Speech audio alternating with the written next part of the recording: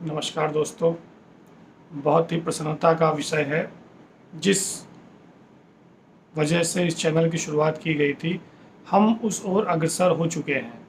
इस चैनल का मुख्य कार्य ये था कि जो आम जन की समस्याएं हैं या कुछ ऐसे प्रश्न हैं जिनका हल उन्हें नहीं मिल पा रहा है या अन्य कहीं से वो हल प्राप्त कर सकते हैं, लेकिन यदि वो मुझ पे विश्वास दिखाकर वो हमसे उसका हल जानना चाहें तो हमें वो लोगों की मदद करके बहुत ही खुशी होगी। और इसका सिलसिला चालू हो चुका है। हमारे कितने सब्सक्राइबर हैं, कितने लाइक्स हैं, कितने व्यूज़ हैं, इससे फ़र्क नहीं पड़ता है कि लोगों ने सवाल पूछना शुरू कर दिया है, जो कि इस चैनल का मुख्य उद्देश्य है। तो आइए उसी क्रम में एक व्यूअर का क्वेश्चन है आज का, जिसका उनको आंसर जो है वो पीडीएफ के माध्यम से और डिटेल्ड वीडियो के माध्यम से उनको पहुंचा दिया गया है। पर वो प्रश्न मुझे लगा कि हम सबके लिए इम्पोर्टेंट है, इसलिए साझा करता हूँ आप लोगों के साथ में। तो प्रश्न कुछ इस प्रकार है कि क्या हमें हेल्थ इंश्योरेंस लेना चाहिए या नहीं लेना चाहिए, और अगर लेना चाहिए तो कौन सा लेना चाहिए या कौन सी कंपनी बेहतर है। तो इसका उत्तर उन्हें दे दिया गया है। चलिए हम और आप डिस्कस कर लेते हैं कि दोस्तों, हेल्थ इंश्योरेंस की बात करते हैं कि जैसे आज से कुछ समय पहले लोग इसको निगलेक्ट करते थे, इसके विषय में नहीं सोचते थे। यूँ कहें कि हम मिडिल क्लास फैमिली के लोग इसके बारे में नहीं विचार करते थे, लेकिन ये बहुत ही आवश्यक है। हमारे विचार से हर किसी को कोई भी कार्य वो करे या ना करे, उसे एक हेल्थ इंश्योरेंस ज़रूर लेना चाहिए।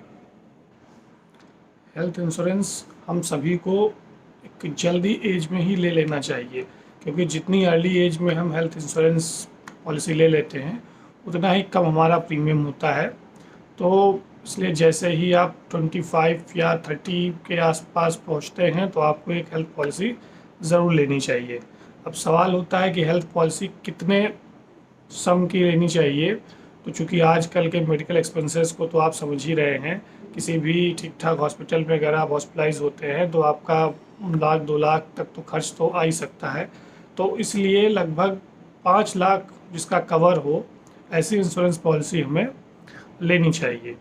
इसके अलावा बहुत सी और चीज़ें हैं जो हमें पॉलिसी लेने से पहले समझनी चाहिए, जैसे कि कंपनी कैसी है, कौन सी कंपनी है, आपकी नॉन कंपनी है या कोई एमएई है, उस कंपनी का क्लेम सेटलमेंट रेशियो क्या है, या यूँ कहें क्लेम सेटलमेंट वैल्यू क्या है, कि कितने अमाउंट का क्लेम उनको आया है और कितने अमाउंट का उन्होंने सेटल किया है। इसमें होता है क्या है, कभी कभी ऐसा होता है कि कंपनीज़ के पास बहुत ज़्यादा अमाउंट का सेटलमेंट आ रहा होता है और बहुत ज़्यादा वो सेटल कर रहे होते हैं, तो ऐसा लग रहा होता है कि आगे आने वाले समय में हो सकता है कंपनी वर्क ही ना कर पाए या सेटलमेंट्स को ना दे पाए। लेकिन इसका भी एक रेशियो होता है, वो आगे डिटेल्ड वीडियोज़ में या अन्य साधन के माध्यम से मैं लोगों को साझा कर दूंगा। तो हमें सबसे पहले ये देखना चाहिए क्लेम सेटलमेंट रेशियो। दूसरा देखना चाहिए कि हमें क्या उस कंपनी में कैशलेस ट्रीटमेंट के लिए हमारे आसपास के हॉस्पिटल्स का नेटवर्क उसमें है। और देन हमें ये देखना चाहिए कि क्या उस पॉलिसी में प्री एंड पोस्ट हॉस्पिटलाइजेशन की व्यवस्था है। माने कि अगर आप एडमिट होने से पहले अगर आपका 5 दिन या 10 दिन या कहीं से डॉक्टर से इलाज चला है, क्या उसका वो पैसा देंगे क्या, या हॉस्पिटल से डिस्चार्ज होने के बाद अगर 5 to 10 डेज आपका ट्रीटमेंट हो रहा है, क्या वो भी पैसा उसमें इंक्लूड करेंगे। तो ये देखना चाहिए। और हमें नो क्लेम बोनस देखना चाहिए कि अगर हमने साल भर कोई भी क्लेम नहीं लिया है तो उसमें कुछ कंपनीज हमें बोनस देती हैं। और एक पॉइंट होता है दोस्तों टॉपअप का। आजकल लगभग सभी कंपनियां 150 गुना या 100 गुना तक टॉपअप प्रोवाइड करती हैं। जैसे कि अगर 5 लाख की पॉलिसी है तो आपको 10 लाख तक या 12.5 लाख तक आपका सम जो है वो इंश्योर्ड होता है। और एक चीज़ देखनी होती है दोस्तों, कैपिंग।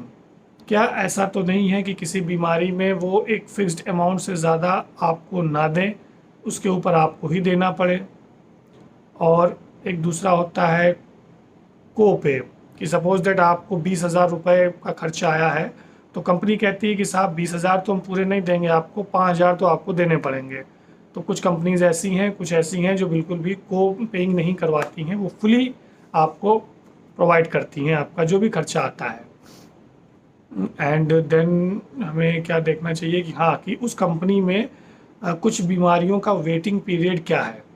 कि जैसे मत सपोज दैट आपको अगर कोई बड़ी बीमारी है तो उसको पहले दिन से कवर नहीं करते, उसका ड्यूरेशन देते हैं कि 2 या 3 साल बाद वो आपकी पॉलिसी में कवर होगी। और आजकल तो दोस्तों नई नई पॉलिसी कंपनियों में जो है प्रेगनेंसी के लिए भी वो इंक्लूड करने लगे हैं वेटिंग पीरियड के साथ में, पहले ऐसा नहीं हुआ करता था।